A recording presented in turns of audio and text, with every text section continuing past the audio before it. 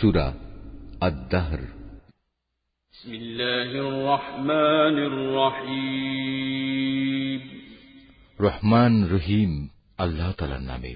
কালের পরিক্রমায় কোন একটি সময় মানুষের উপর দিয়ে এমন অতিবাহিত হয়েছে কি যখন সে এবং তার অস্তিত্ব উল্লেখ করার মতো কোনো বিষয় ছিল না।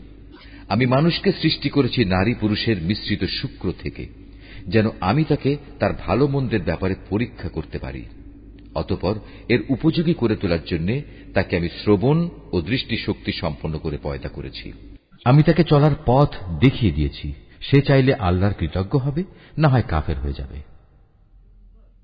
কাফেরদের পাকড়াও করার জন্য আমি শেকল, বেড়ি ও শাস্তির জন্য আগুনের লেলিহান শিখার ব্যবস্থা করে রেখেছি। নিঃসন্দেহে যারা সৎ কর্মশীল তারা জান্নাতে এমন সুরা পান করবে যার সাথে সুগন্ধযুক্ত কর্পূর মেশানো থাকবে।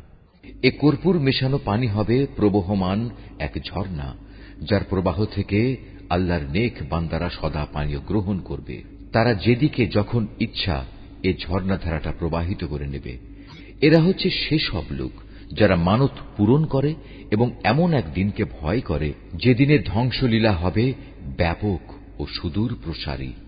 এরা শুধু আল্লাহর ভালোবাসায় উদ্বুদ্ধ হয়েই ফকির, মিসকিন, এতিম ও কয়েদীদের খাবার দেয়।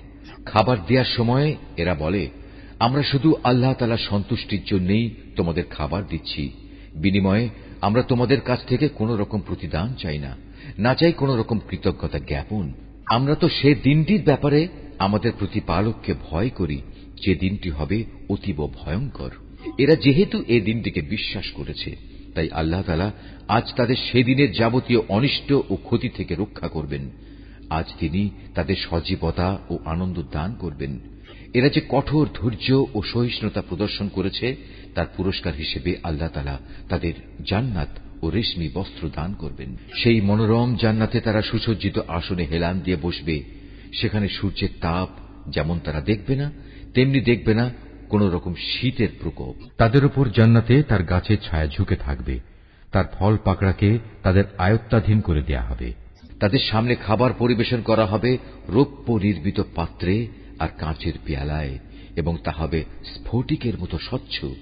রূপালী স্ফটিক পাত্র, যার সবটুকুই পরিবেশনকারীরা যথাযথভাবে পূর্ণ করে রাখবে। সেখানে তাদের এমন এক অপূর্ব সুরা পান করানো হবে যার সাথে মেশানো হবে জানজাবিল নামের এক মূল্যবান সুগন্ধ। তাতে রয়েছে জান্নাতের এক অমীয় ঝর্ণা, যার নাম রাখা হয়েছে সালসাবিল। তাদের চারিদিকে ঘোরাঘুরি করবে একদল কিশোর বালক, যারা বয়সের ভারে বৃদ্ধ হয়ে যাবে না, চিরকাল কিশোর থাকবে। যখনই তুমি তাদের দিকে তাকাবে মনে হবে এরা বুঝি কতিপয় ছড়ানো ছিটানো মুক্তা। সেখানে যখন যেদিকে তুমি তাকাবে দেখবে শুধু নিয়ামতেরই সমারোহ। আরো দেখবে নিয়ামতের উপচে পড়া এক বিশাল সাম্রাজ্য। বেহেশতবাসীদের পরনের কাপড় হবে অতি সূক্ষ্ম সবুজ রেশম ও মোটা মখমল। তাদের পরানো হবে রূপার কঙ্কন। তদুপরি তাদের মালিক সেদিন তাদের শরাবান তাহুরা, মহাপবিত্র উৎকৃষ্ট পানীয় পান করাবেন। তাদের মালিক বলবেন, হে আমার বান্দারা, এ হচ্ছে তোমাদের জন্য আমার পুরস্কার এবং তোমাদের যাবতীয় চেষ্টা সাধনার স্বীকৃতি। হে নবী, আমি এ মহাগ্রন্থ কোরআন ধীরে ধীরে তোমার উপর নাজিল করেছি। সুতরাং এদের ব্যাপারেও ধীরে ধীরে তুমি ধৈর্যের সাথে তোমার মালিকের নির্দেশের অপেক্ষা করো। আর এদের মধ্যে যারা পাপী ও সত্যের পথ প্রত্যাখ্যানকারী, কখনো তাদের কথা শুনবে না। তুমি সকাল সন্ধ্যা শুধু তোমার মালিকের নাম স্মরণ করতে থাকো। রাতের একাংশ তার সামনে সাজদাবনত থাকো এবং রাতের দীর্ঘ সময় ধরে তার মহিমা ও পবিত্রতা ঘোষণা করতে থাকো। এরা বৈষয়িক স্বার্থের এ সহজলভ্য পার্থিব জগৎকেই বেশি ভালোবাসে এবং পরে যে তাদের উপর একটা কঠিন দিন আসছে তা এরা উপেক্ষা করে। অথচ আমি এদের সৃষ্টি করেছি এবং এদের জোড়াগুলো ও তার বাঁধন আমি মজবুত করেছি। আবার আমি যখন ইচ্ছা করব তখন এদের এ শক্ত বাঁধন শিথিল করে তাদের আকৃতি বদলে দেব। এটা আমার বাণী তো একটি উপদেশ বিশেষ।